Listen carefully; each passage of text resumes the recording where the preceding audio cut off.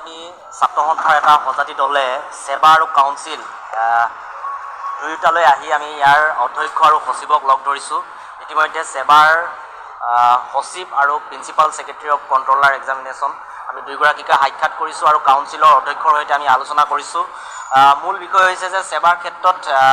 সকলোৱে উৎসুকতাৰে বাট চাই থকা মেট্ৰিক আমি সকলো মানুহ শিক্ষাৰ্থী অভিভাৱক সকলোৱে উৎসুকতাৰে বাট চাই থাকোঁ। এই মেট্ৰিক পৰীক্ষাটোৰ ফলাফল ঘোষণাৰ সন্দৰ্ভত ত্ৰুটিহীনভাৱে যাতে ফলাফল ঘোষণা কৰিব পাৰে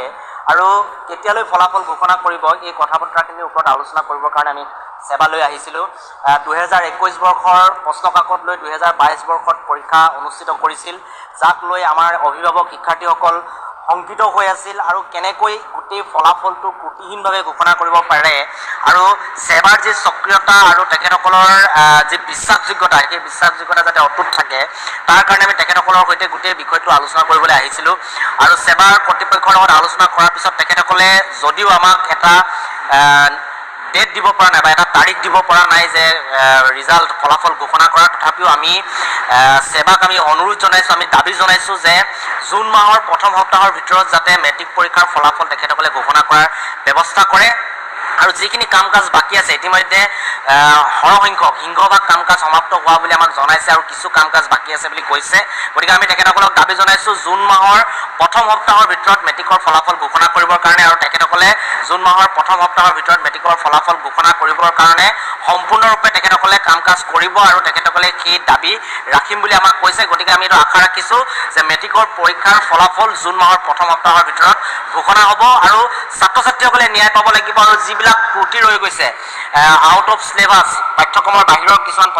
প্ৰশ্ন আহিছিল সেই প্ৰশ্নবিলাকৰ সম্পূৰ্ণ নম্বৰ দিয়া আৰু যিবিলাক ত্ৰুটি বিচ্যুতি ৰৈ গৈছে সেই ত্ৰুটি বিচ্যুতিবিলাক শুধৰাই ছাত্ৰ ছাত্ৰীসকলে ন্যায় পোৱাকৈ আৰু অভিভাৱক আৰু শিক্ষাৰ্থীসকলে কোনো কাৰণত যাতে অন্যায়ৰ সন্মুখীন নহয় সেই সকলো দিশৰ ওপৰত নজৰ ৰাখি জুন মাহৰ প্ৰথম সপ্তাহৰ ভিতৰত আমি তেখেতসকলক ফলাফল ঘোষণা কৰিবৰ কাৰণে দাবী জনাইছোঁ আৰু তেখেতসকলে সেই কথাটোত সৈমান হৈছে আৰু আমি আশা ৰাখিছোঁ জুন মাহৰ প্ৰথম সপ্তাহৰ ভিতৰত ফলাফল ঘোষণা হ'ব।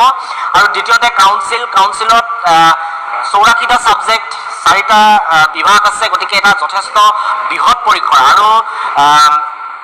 কাউন্সিলত যিহেতু হায়াৰ ছেকেণ্ডেৰী যিসকল শিক্ষান্ত পৰীক্ষাত অৱতীৰ্ণ হৈছিল তেখেতসকলৰ ক্ষেত্ৰত পাঠ্যক্ৰম সংকোচন কৰা হোৱা নাছিল, তাৰ পৰিৱৰ্তে বিকল্প প্ৰশ্ন বঢ়াই দিয়া হ'ব বুলি কৈছিল, কিন্তু তেনেকুৱা হাৰত বা তেনেকুৱা মাত্ৰাত বিকল্প প্ৰশ্ন যিহেতু বঢ়াই দিয়া নহ'ল। গতিকে কেনেকৈ ছাত্ৰ ছাত্ৰীসকলে উপকৃত হ'ব বা ন্যায় পাব সেই কথা বতৰাবিলাক আমি ইয়াত আলোচনা কৰিলোঁ। তেখেতসকলে আমাক কৈছে যে ছাত্ৰ ছাত্ৰীসকলে ন্যায় পাব পৰাকৈ কাউন্সিলে সকলো ধৰণৰ ব্যৱস্থা যাৱতীয় ব্যৱস্থা গ্ৰহণ কৰিছে আৰু পৰীক্ষাৰ ফলাফল 20 জুন তাৰিখে তেখেতসকলে ঘোষণা কৰাৰ কথা কৈছে, নতুবা 20 জুনৰ আগতো পৰীক্ষাৰ ফলাফল ঘোষণা কৰিব পাৰে, কিন্তু 20 জুনটো তেখেতসকলে আজি অধ্যক্ষই আমাক কৈছে যে 20 জুনত হায়াৰ ছেকেণ্ডেৰী ফাইনেল পৰীক্ষাৰ ফলাফল ঘোষণা কৰিব, হয়তো বা 20 জুনৰ আগতে ঘোষণা